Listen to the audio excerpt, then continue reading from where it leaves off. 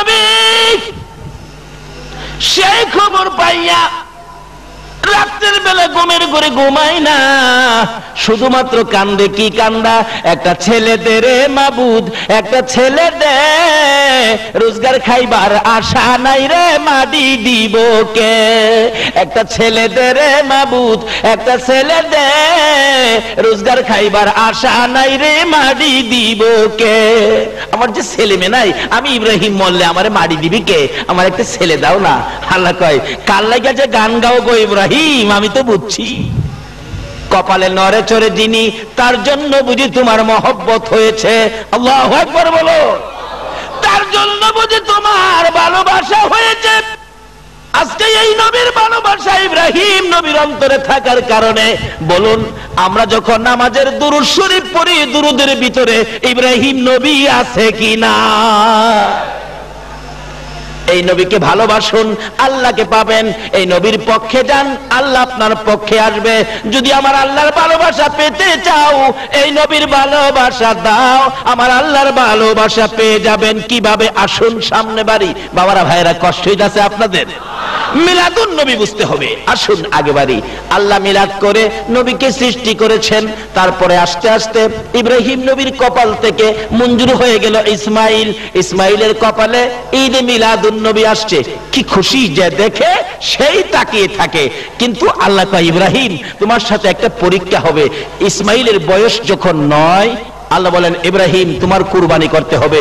উট কুরবানি, দুম্বা কুরবানি, কত কিছু কুরবানি কয় না, তোমার প্রিয় বস্তু কুরবানি করো। এবার ইসমাইলকে তুমি কুরবানি করো। কুরবানি করতে মিনায় নিয়ে গেলে গলায় ছুরি চালাইছে, লম্বা ঘটনা। কিন্তু এই যে ছুরি দিয়া ধাক্কাইতেছে, কিন্তু গলা তো আর কাটে না। আল্লাহ কয়, এই ছুরি ইসমাইলের কপালে আমার বন্ধু, আন্তাজি ব্যবহার করিস না। এবার ইব্রাহিম জিগাই, ছুরি রে এত ধাক্কাইলাম, গলা কাটতেছ না, কারণ কি? তোমার কি পাওয়ার কমে গেছে? ছুরি কয়, এই ইব্রাহিম আমার পাওয়ার কমছে কিনা পাথরও লাগাইয়া দেখ। পাথরও লাগাইলে পাথর 2 ভাগ। পাথর কাটতে পারোস, ইসমাইলের গলা কাটোস না। আমি কিভাবে কাটবো? তুমি ধাক্কা দাও 1 বার, আর ওই মালিক নিষেধ দিছে কাটিস না 70 বার। কেন? ইসমাইলের কপালে আমার বন্ধু। আর যেই নবীর রিসালাত, যেই নবীর অংশ ইসমাইলের কপালে থাকলে ছুরি দিয়া গলা কাটা যায় না। বলুন এই নবী পক্ষে থাকলে কোনো বিপদ হইতে পারে কিনা? যেই নবীর রিসালাত থাকলে গলা কাটে না দুনিয়ার ছুরিয়ে, এই নবীর পক্ষে থাকুন, দুনিয়ার কোনো বিপদ আপনাকে ধরবে না। কবরের বিপদ ধরবে না, হাসরের বিপদ ধরবে না, মিজানের বিপদ ধরবে না, কোনো বিপদ পাবে না। আপনি নবীর পক্ষে হইয়া সরাসরি জান্নাতে যাবেন। আল্লাহু আকবার বলুন। তাই নবী আস্তে আস্তে হযরতে আদম আলাইহিস সালাতু ওয়াস সালাম থেকে শুরু করে আস্তে আস্তে আস্তে আস্তে হযরতে ঈসা আলাইহিস সালাতু ওয়াস সালাম পর্যন্ত এসে গেলেন। এই নবী আস্তে আস্তে একের পর এক মিলাদ শুরু হয়ে গেল। মিলাদ আস্তে আস্তে হযরতে খাজা আব্দুল্লাহর পেশানিতে, কপালেতে এসে গেলেন। খাজা আব্দুল্লাহর পেশানি কপাল থেকে যখন ওই নবীর মিলাদ বিদায় হয়ে মা আমেনার গর্ভে তাশরীফ নিয়েছেন। আল্লাহু আকবার বলেন। এবার মা আমেনা বলেন, আমি যখন রাহমাতাল লিল আলামিন নবীকে পেটে লইয়া রাতের বেলা ঘুমাইতে যাইতাম, আমি দেখেছি প্রত্যেক রাত্রে মিলাদের আয়োজন হয়েছে। আল্লাহু আকবার। আমি যখন রাতের বেলা ঘুমাইতে যাই, সকল নবী রাসূলগণ রাত্রে আইসা আমাকে ডেকে ডেকে বলতে থাকেন, আমেনা গো তোমার ভাগ্য ভালো গো আমেনা, এমন এক নবী তোমার পেটে তাশরীফ নিয়েছে যিনি হইলেন সকল নবীগণের নবী। তাহলে নবীকে নিয়ে সকল নবীগণ মিলাদ আয়োজন করে কিনা বলুন, আলোচনা করে কিনা?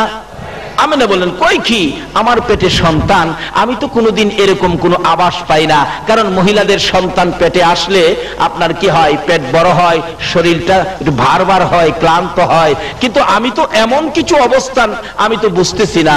কি বলে, রাত্রে ঘুমাইলেই আয়েশা এইভাবে খবর দেয়। আমেনা বলেন, যেদিন এই শিশু নবী দুনিয়ার জমিনে তার শিব আনবে, মিলাদ শুরু হবে, নবীর পয়দাইশের ঘটনার নামটাই হলো মিলাদ। আমার নবী যেদিন দুনিয়ায় আসবে, মা আমেনা বলেন, আমি সকালবেলা মাটির কুয়া থেকে পানি আনতে রওনা হলাম। এক হাতে ছিল কলসি আর এক হাতে ছিল বালতি। আমি মাটির কুয়ার ভিতর থেকে পানি উঠাইয়া ঘরে আসবো। ওই কুয়ার পাশে যখন আমি দাঁড়াইলাম, কে দেখি সাফা পর্বত থেকে বড় বড় কণ্ঠে ডাকতেছে, জিবরাইল,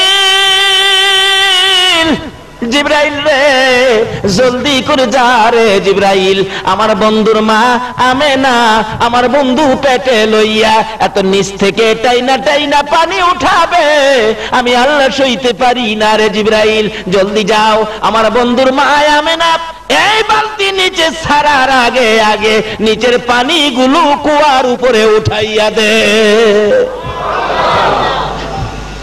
নদীর পানি পর্যন্ত, কুয়ার পানি পর্যন্ত এই নবীর আগমনে নবীর মাকে সম্মান করেছে, মিলাদ পড়েছে। ওই কুয়ার পানিগুলো নিচ থেকে কুয়ার মুখের উপর উইটা গেছে। আমেনা বলেন, অন্যান্য মহিলারা যেইভাবে পুকুর থেকে কলসি বুড়াই, আমি সেইভাবে মাটির কুয়ার থেকে কলসি বুড়াইলাম। সুবহানাল্লাহ। কলসি কানকে লইয়া ঘরের দিকে যখন রওনা হলাম, এমন সময় দেখি এক জাত পাখি উইরা উইরা আসতেছিল। আমার কাছাকাছি আসার পরে পাখি সর্দার ডাকতেছে, পাখিরা রে আর সামনে বাড়িস না রে, ওই যে দেখ আমেনা রাহমাতাল লিল আলামিন বিশ্ব নবীকে পেটে লইয়া দাঁড়াইয়া রইছে পানির কলসি কানকে লইয়া। এ আমেনার উপরে দিয়া যাইস না রে পাখিরা, চরম বেয়াদবি হইয়া যাইব। মা আমেনা বলেন, গুনগুন শব্দ শুনে উপরে তাকাইয়া দেখি পাখিগুলো সঙ্গে সঙ্গে দুই ভাগে ভাগ হইয়া আমার দুই পাশে দিয়া উইরা যায়, আমার উপরে দিয়া উইরা যায় না। পাখিরা পর্যন্ত এই নবীর আগমনে মিলাদ পড়েছে, নবীর উম্মত হইয়া মিলাদ পড়তে রাজি না।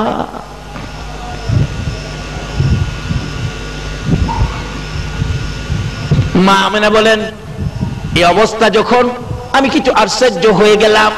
আমি একবার বাড়ির সামনে দাঁড়িয়ে আছি, কি ঘটনা কি যেন দেখতেছি। এই নবীর আগমনে তামাম মক্কা নগর যেন খুশিতে যেন নাচতেছে। সুবহানাল্লাহ। মা আমেনা বলেন, আমি বাড়ির সামনে দাঁড়িয়েছিলাম, এমন সময় দেখি একদিকে বাঘ আর একদিকে হরিণ। অন্যদিন ভাগ হরিণ দেখলে দৌড়াইয়া ধরার জন্য যায়, হরিণ বাঘ দেখলে দৌড়াইয়া পালায়। আজকে ভাগ হরিণের দিকে তাকায়, হরিণ বাঘের দিকে তাকায়, কেউ কাউরে ভয় পায় না। একজন আরেকজনের দিকে আসতেছে, আর আনন্দের ঢেউ যেন মক্কা নগরীর মরুভূমির মধ্যে উঠতেছে। ভাগ আনন্দিত হইয়া, হরিণ আনন্দিত হইয়া একজন আরেকজনের কাছে যাইয়া রে গুনগুন গুনগুন করে নবীর আগমনের গান গাইতেছে। আল্লাহু আকবার। বাঘ হরিণ মিলে নবীর আগমনের গান গাই। মক্কা নগরী যেন মরুভূমির যেন নবীর আগমনের গান, নবীর আগমনের আনন্দ। একবারে মক্কা নগরী যেন থমথম করতেছে। যেমন মন্ত্রী আসলে এলাকার লোকজন আনন্দিত হয়, গেট করা হয়, রাস্তাঘাট ফিটফাট করা হয়। আমার আল্লাহ বলেন, আমার বন্ধু যেদিন দুনিয়ার জমিনে আগমন করেছে, সমস্ত মক্কা নগর রহমতের ফেরেশতারা নেমে গেছে, বন্ধুর আগমনের গান গাইতেছে, বন্ধুর প্রেম আর ভালোবাসার গান গাইতেছে। এই খবর পাইয়া আমেনা বলেন, এইভাবে দেখতেছি ভাগ হরিণ একসাথে আনন্দিত হয়ে গেলেন। হঠাৎ দেখি একটা বাঘ দৌড়াইয়া আমি আমেনার দিকে আসতেছে। আমি ভয় পাইলাম বাঘ আমাকে খেয়ে ফেলবে। ভাগ দৌড়াই এসে একবার আমার মুখের দিকে চায়, আবার আমার পায়ের দিকে চায়। ভাবলাম ভাগ নিয়ে আমাকে খেয়ে ফেলে, ভয় পাচ্ছি। বাঘে ডাকি, প্রভু গো আমার জবান খুলে দাও না, আমেনার সাথে কথা বলি। বাঘের জবান খুলে গেলে বাঘ ডাকতেছে, আমেনা কিসের ভয় পাও?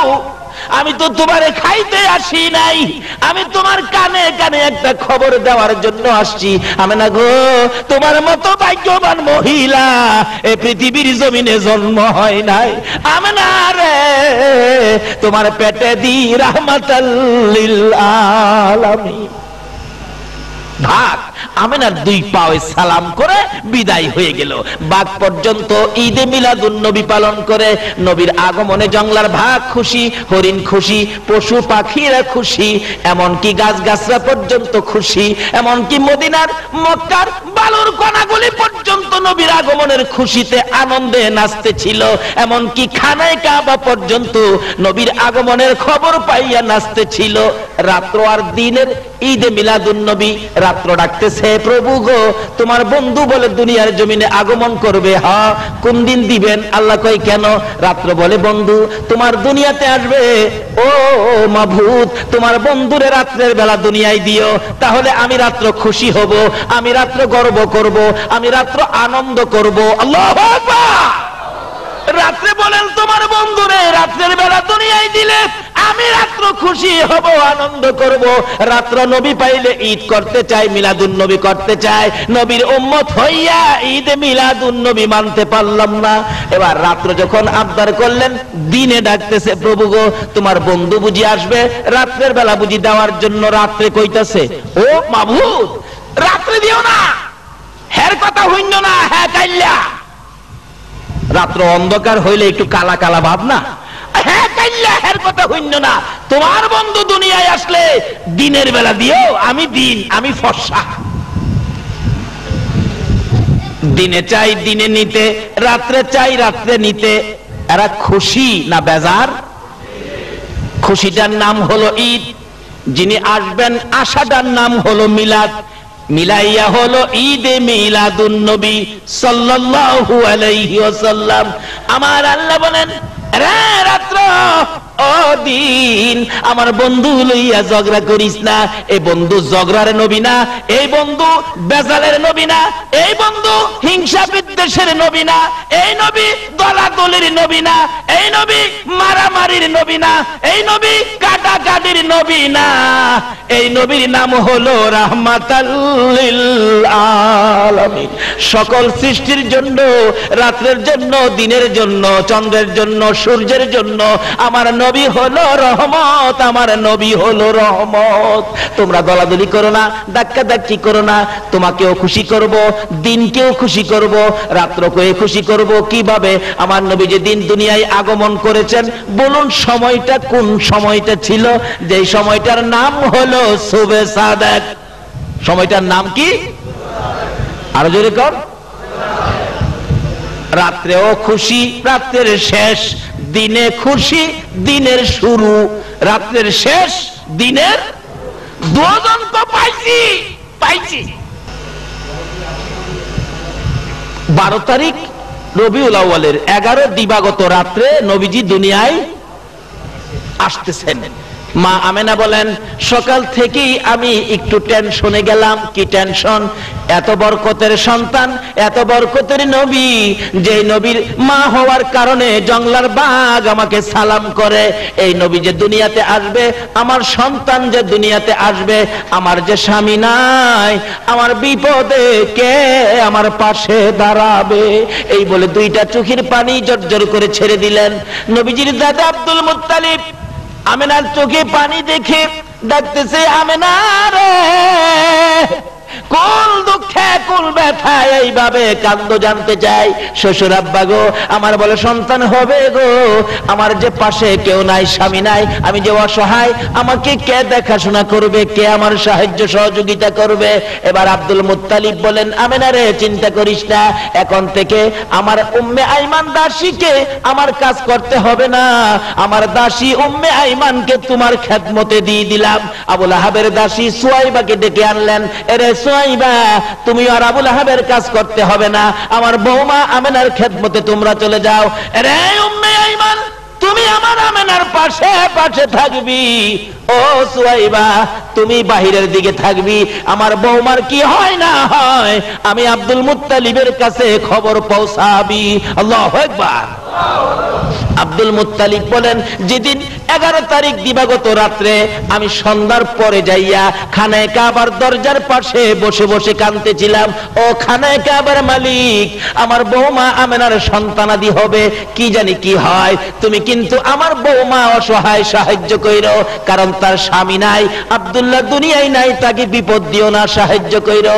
এইভাবে কাঁদতেছিল। মা আমেনা বলেন, আমি যখন রাত্রে ঘুমিয়ে গেলাম, গভীর রাত্রে দেখে আকাশ থেকে রহমতের ফেরেশতারা সারিবদ্ধ হইয়া জমিনে নামতেছে। 2টা লাইন করেছে, লাইন করে ওই রহমতের ফেরেশতারা দুনিয়ায় নামতেছে, জশ্নে জুলুস করতেছে। একদল ফেরেশতার হাতে ছিল সাদা পতাকা, আর একদল ফেরেশতার হাতে ছিল সবুজ পতাকা। আল্লাহু আকবার। রহমতের ফেরেশতারা ঈদে মিলাদুন নবী পালন করতে যাইয়া 2 দল ফেরেশতা সারিবদ্ধভাবে আকাশ থেকে নামতেছে। একদল ফেরেশতার হাতে ছিল সাদা পতাকা, আরেক দলের হাতে ছিল সবুজ পতাকা। মা আমেনা বলেন, আমি দেখি এইভাবে ফেরেশতাগুলো বলো আনন্দের সহিত নবীর আগমনের অনুষ্ঠান করার জন্য আকাশ থেকে কোটি কোটি ফেরেশতাগণ নামতেছে। এমনকি আমার ঘরের চারপাশে আইসারে আনন্দের মিছিল করতেছে, আর ঘুরতেছে, আর ডাকতেছে, তোরা আয় দেখা যা রে, আজকে রাহমাতাল লিল আলামিন দুনিয়ার জমিনে আসবে। বলুন, মন্ত্রী যদি আপনাদের এই গ্রামে আসে, সরকারের পুলিশ বিডিআর বাহিনী আসবে কিনা? আমার আল্লাহ বলেন, দুনিয়ার সাধারণ মন্ত্রী যদি কোনোখানে যায়, সরকার পুলিশ বিডিআর মোতায়েন করা হয়। আমার বন্ধু কলকায়নাত যার উসিলায় বানাইলাম রে, আমার বন্ধু যখন মক্কা নগরীতে আগমন করবে, আমি আল্লাহ আমার পুলিশ বিডিআর বাহিনী আমার বন্ধুর সম্মান জানানোর জন্য মক্কা নগরীতে আমি আল্লাহ পাঠাইয়া দিলাম। অসংখ্য অগণিত ফেরেশতারা নেমে গেছে। সমস্ত পৃথিবী প্যান্ডেল করে মক্কা নগর স্টেজ। মক্কা নগর, প্রশ্ন করবেন, হুজুর মক্কা নগর স্টেজ করলো কেন? তার কারণ হলো, এই নবী হলেন রাহমাতাল লিল আলামিন। এই নবী আসলে তার উপায় হবে শান্তির ফাইসালা হবে বিদায়। বাস্তবে দেখবেন, আপনাদের শিক্ষামন্ত্রীকে দাওয়াত করছেন আপনাদের স্কুল এবং কলেজ মাদ্রাসা দেখানোর জন্য। বলুন তো, মন্ত্রীরে যে আনতেছেন, কোন রাস্তাটা দিয়ে আনবেন? যে রাস্তাটা একটু ভাঙ্গা টাঙ্গা, ঠিক কিনা? কেন? এই ভাঙ্গা রাস্তাটা দেখলে মন্ত্রী বলবে, কি ব্যাপার, আপনাদের এলাকায় কি এমপি নাই? রাস্তাগুলি এরকম কেন? রাস্তা মেরামত করার একটা রাস্তা কি হবে? স্টেজ করবে এমন এক জায়গায় যেখানে স্কুলটা ভাঙ্গা, কোনাটা দেখা যায়, বারিন্দা নাই, দেখা যায়, এমন একটা জায়গায় দেখবেন স্টেজ করছে। মন্ত্রী বৈশাই বলবেন, কি ব্যাপার, এটা স্কুল? হ্যাঁ। এই কি ব্যাপার, এটা স্কুল, শিক্ষা প্রতিষ্ঠান, শিক্ষা জাতির মেরুদণ্ড। এই অবস্থায় থাকলো তখন মন্ত্রী কি বলবে? না না না, এইটাকে আগে কিছু করতে হবে, আপনারা কাগজ দেন। আমার আল্লাহ বলেন, মক্কা নগরে কিছু হয় না, শুধু মরুভূমি। ধান হয় না, পাট হয় না, আলু হয় না, বাদাম হয় না, কাঁঠাল হয় না, আম হয় না, লেচু হয় না। আল্লাহ কয়, তাই মক্কা নগরে আমার বন্ধুর আগমনের স্টেজ বানাইলাম। বন্ধু গেলেই বন্ধুর আগমনের বরকতে এই মক্কা নগর ধন্য হয়ে যাবে। জোরে জোরে কান সুবহান। শুধু মক্কা নগর নয়, এই নবীর ভালোবাসার হাত যারা বাড়াবে, তাদের জীবন ধন্য হইয়া যাইবে। আব্দুল মুত্তালিব বলেন, রাত্র যখন গভীর হয়ে গেল, 2টা 2:30 বাইজা গেল, 3টার কাছাকাছি, এমন সময় দেখি আকাশে বিকট শব্দ হয়েছে। তাকাইলাম আকাশের দিকে, তাকাইয়া দেখি আকাশের দরজাটা খুলে গেছে। আকাশের দিকে তাকাইয়া দেখি কে যেন ডেকে ডেকে বলতেছেন, আজকে এমন আনন্দের দিন রে, আজকে এমন মজার দিন, ভালোবাসার দিন, আজকে তামাম পৃথিবীটার উসিলায় সৃষ্টি ওই রাহমাতাল লিল আলামিন নবী আজকে আমেনার ঘরে তাশরিফ নিতে যাচ্ছে। আব্দুল মুত্তালিব বলেন, আমি তো তাকাই রইলাম, আমেনার ঘরে যাবে, আমিনার ঘরে যাবে রাহমাতাল লিল আলামিন, আমিনার ঘরে যাবে। আমিনা তো আমার বৌমা, কি ঘটনা ঘটতে যাচ্ছে দেখি। এমন সময় বলতেছেন আব্দুল মুত্তালিব বলেন, আমি তাকাইয়া দেখি ওই দরজাটা দিয়ে 3 থেকে 4 জন মহিলা আসতেছে, জান্নাতি সুন্দর শাড়ি পরে পরে আসতেছে, জান্নাতি সুন্দর শাড়ি পরে। ওই 3 থেকে 4 জন মহিলা, আসিয়া, মারিয়াম, হযরতে হাওয়া এবং রাহিমা, 4 জন ফেরেশতা, 4 জন মহিলা জান্নাত থেকে সুন্দর শাড়ি পরে আনন্দের সহিত নূরের বাতি হাতে লইয়া রাস্তা দিয়ে আসতেছে। আমি জানতে চাই, নতুন শাড়ি নতুন কাপড় আমরা কোন দিন ব্যবহার করি? আরো জোরে কর। যারা গরিব, টাকা পয়সা নাই, ঈদের দিন বাচ্চা কাচ্চার জন্য কোন জিনিস ক্ষতি করে হলেও নতুন কাপড়ের ব্যবস্থা করে কিনা বলুন তো? মানুষকে বলবো কি, আমার ঘটনা, ছোটকালে আমার বাবা ঈদের দিন আমাদের জামা কাপড়ের ব্যবস্থা করার টাকা পয়সা মিল করতে পারতেছে না। অবশেষে দেখলাম একটা পিতলের কলসি ছিল, কলসিটা বিক্রি করে ঈদের নতুন জামা কাপড় বাবা নিয়ে আসলেন। আমরা যখন ছোট, তাইলে নতুন জামা কাপড়টা হাওলাত করেও, কোন জিনিস ক্ষতি করেও এটা কোন দিন ব্যবহার করা হয়? জোরে কোন দিন? আমার আল্লাহ বলেন, আসিয়া, মারিয়াম, হাওয়ারে, আজকে জান্নাত থেকে সুন্দর নতুন শাড়ি পরো। তাহলে কি বুঝাইলো আল্লাহ? নবীর আগমনের দিনটা কিসের দিন বলুন? বলুন কিসের দিন? আমার আল্লাহ যদি জান্নাতি মহিলা আসিয়া মারিয়ামকে নতুন কাপড় পরে আনন্দ ঈদ করার নির্দেশ দিতে পারে, তাহলে ঈদে মিলাদুন নবী আছে কি না বলুন? জান্নাত থেকে নতুন সুন্দর শাড়ি পরে আসিয়া, মারিয়াম, রাহিমা, হাওয়া ওই দরজা দিয়ে বাহির হয়ে আসতেছিল। আব্দুল মুত্তালিব আকাশের দিকে তাকিয়ে অবাক হয়ে আছেন। তোমরা কারা গো, কই যাইবা গো? শোনা যায় আকাশে আনন্দের ঢেউ খেলতেছে আর ডাকতেছে, চলো আমিনার ঘরে যাই, আজকে মুহাম্মাদুর রাসূলুল্লাহ তার শিব আনতেছে। আব্দুল মুত্তালিব আকাশের মধ্যে এই অবস্থা দেখে একটা দৌড় মেরে আমিনার ঘরের দরজায় গিয়ে দাঁড়ায় ডাকতেছে, উম্মে আইমান রে, আমার নাতি কই রে, দে আমার এতিম নাতি আমার কোলে উঠাইয়া দে। উম্মে আইমান ঘরের ভিতর থেকে বলতেছেন, ও আব্দুল মুত্তালিব, আপনার নাতি হবে না নাতিন হবে আপনি জানেন কিভাবে? আপনি বলতেছেন আমার নাতি আমার কোলে দে, আপনার তো এখনো নাতি নাতর হয় নাই, কি হবে আমরা তো বলতে পারতেছি না। আব্দুল মুত্তালিব বলেন, উম্মে আইমান, আমার নাতি হবে রে, যে নাতির খবর আকাশে হয়েছে। সুবহানাল্লাহ। যে নাতির খবর আমি আকাশের মধ্যে শুনেছি, নিশ্চিত আমার নাতি হবে, যে নাতি মুহাম্মাদুর রাসূলুল্লাহ রে। উম্মে আইমান বলেন, আব্দুল মুত্তালিব পাগলামি করেন না, নাতি নাতকর কিছুই হয় নাই, একটু চুপ করে থাকুন, দেখি কিছুক্ষণের মধ্যে কিছু হয়ে যাবে বুঝি। কেন না আমিনার ঘরের চারিপাশে দিয়ে আনন্দের ঢেউ উঠে গেছে। মা আমিনা বলেন, আমিও দেখতেছিলাম রহমতের ফেরেশতারা চারদিক ঘুরতেছে, কে যেন দুনিয়ায় আসবে, ওই আগমনের জন্য, মহান অতিথিকে স্বাগত জানানোর জন্য ওই ফেরেশতারা আনন্দের ঢেউ উঠাইয়া দিছে। আল্লাহু আকবার। মায়া আমিনা বলেন, কিছুক্ষণ পর সুবে সাদেক যখন হয়ে যায়, এমনি সময় দেখি আমি একটু ব্যথা অনুভব করি নাই, একটু কষ্ট আমি আমিনা অনুভব করি নাই। এমনি সময় দেখি একটা পূর্ণিমার চাঁদ উদয় হইয়া গেছে। আমি আমিনা টাইনা যখন কোলে নিলাম, তাকাইয়া দেখি আমার শিশু সন্তান পূর্ণিমার চাঁদের চেয়েও সুন্দর দেখা যায়। আমি যখন কোলে নিয়ে বসলাম, ওই রহমতের ফেরেশতারা আমার ঘরের চারিপাশে ঘুরতেছে আর জশ্নে জুলুস করতেছে আর ডাকতেছে, তোরা দেখি যা আমিনা মায়ের কোলে, তোরা দেখি যা আমিনা। এই এলো আল্লাহর হাবিব 12 রবিউলে, এলো আল্লাহর হাবিব 12 রবিউলে, তোরা দেখি যা আমিনা মায়ের কোলে, তোরা দেখি যা।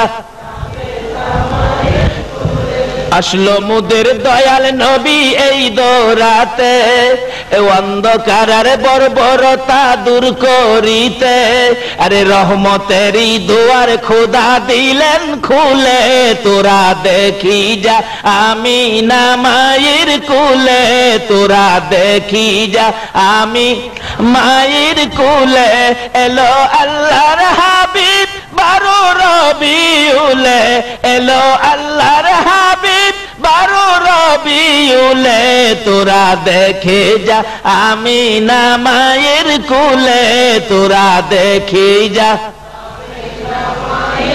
মা আমেনা বলেন শুধু এইখানে ওয়াজ করলে 2 দিনের দরকার, কি যে ঘটনা এখানে ঘটছে। তাহলে নবীজি এই অবস্থায় এইভাবে নবীজি দুনিয়ায় আগমন করেছি কিনা বলুন তো। এই আগমনের সময়টার আলোচনাটার নাম হলো মিলাদ, এই নবীকে পায়া খুশি হওয়ার নাম হলো ঈদ, দুইটায় মিলায়া হলো ঈদে মিলাদ। ঈদে মিলাদুন নবীর অনুষ্ঠান যারা করেছেন, কে আজকে সেই মিলাদুন নবীর আয়োজন করেছো? হযরত আবু বকর সিদ্দিক রাদিয়াল্লাহু তাআলা আনহু বলেন, যদি ঈদে মিলাদুন নবী, নবীর আগমনের অনুষ্ঠান আনন্দের সহিত কেউ যদি 1 দিরহাম পরিমাণ টাকা খরচ করে ঈদে মিলাদুন নবীর অনুষ্ঠান করে, আমি আবু বকর তাকে না লইয়া বেহেশতে যাব না। আচ্ছা, আবু বকরের কথাটা কি মিথ্যা হবে? বলবেন হুজুর আবু বকর বেহেশতে যাইব কি না এটা কি আবু বকর জানে? কিন্তু আবু বকর না জানলেও আমার আল্লাহ জানে। জানে কিনা বলেন? আমার আল্লাহ বলেন, বন্ধু গো তোমার আবু বকর কই, তোমার আবু বকর কই? ও বন্ধু শুনে রাখো, তোমার আবু বকর যতক্ষণ পর্যন্ত বেহেশতের ভিতরে পাও না দিবে, ততক্ষণ পর্যন্ত কাউরে আমি বেহেশতে যাইতে দিব না। আবু বকরকে আমার আল্লাহ এত ভালোবাসেন কেন বলুন? আবু বকরকে আমার আল্লাহ এত ভালোবাসেন কেন? আবু বকরের মধ্যে আমার নবীর ভালোবাসা ছিল, কি বলেন ঠিক কিনা? আমার নবী আবু বকর আমার এই নবীকে কত ভালোবাসতো গো।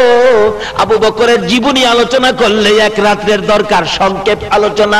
মা আয়েশা সিদ্দিকা রাদিয়াল্লাহু তাআলা আনহা একদিন প্রশ্ন করেছেন, ইয়া রাসূলুল্লাহ আকাশে এত তারা দেখা যায়, এত তারা আকাশে, এই তারা পরিমাণ নেকি কি কোনো মানুষের আছে?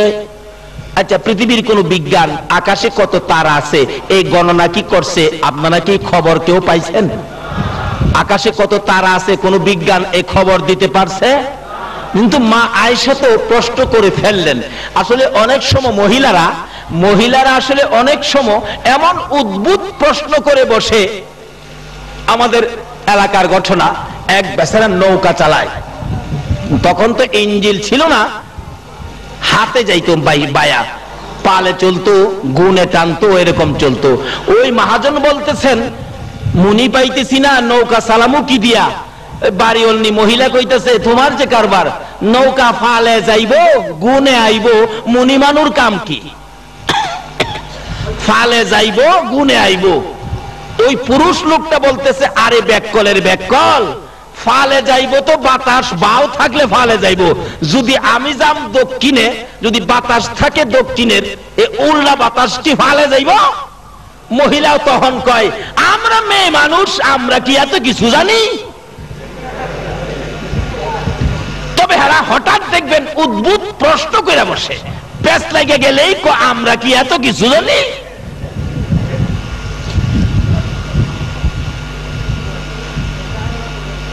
মা আয়েশা বলেন, ইয়া রাসূলুল্লাহ আকাশে কত তারা, এই পরিমাণ নেকি কি কোনো মানুষের আছে? আচ্ছা কম তো, এই প্রশ্নের জবাব আমরা নবী ছাড়া পৃথিবী আর কেউ দিতে পারবে? কিন্তু যে নবীর কাছে প্রশ্ন করছে, এই নবী আকাশে কত তারা আছে বলার ক্ষমতা আছে কিনা? আকাশে কত তারা আছে কেউ জানে না, কিন্তু আমার নবী জানে না।